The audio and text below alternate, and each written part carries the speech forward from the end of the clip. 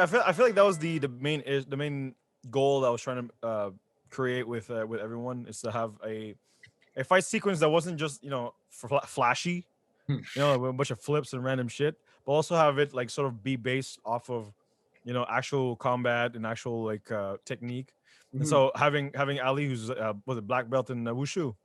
Yes, sir. So yeah, having a good experienced background, it's a lot easier to sort of coordinate and create a complete choreography that doesn't look goofy and just.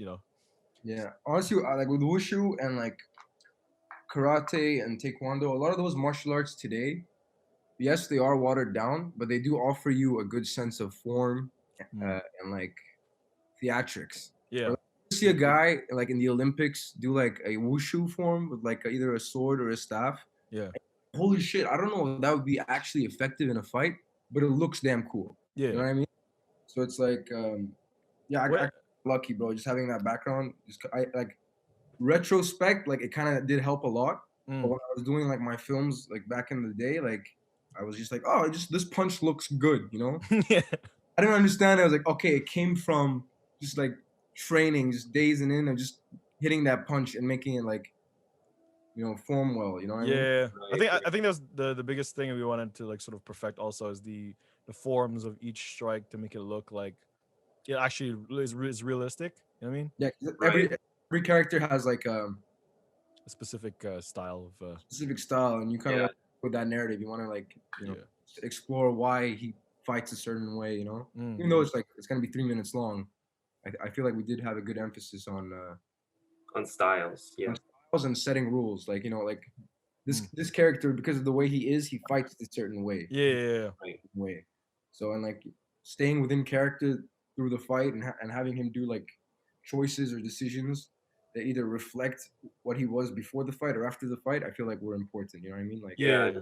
spoil the ending, but like like sticking to character is one of the funny things that happens at the end of the Yeah. movie. Yeah. Yeah. Yeah. I think that's crucial also as an actor, as well as when you're fleshing out your stunts, Yeah. you're also trying to think, does that work with the character that I'm supposed to become? Mm. Does that work with what's happening, but also what will happen with this character?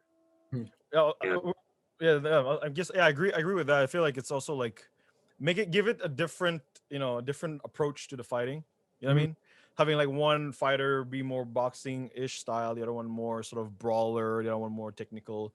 It right, gives it a more variety of action moves. Whereas just if there's two players of the same style, I feel like it's just kind of like it mimics sort of the same thing, which is nice at the same time. But like if they're not like two masters, I guess it wouldn't look good.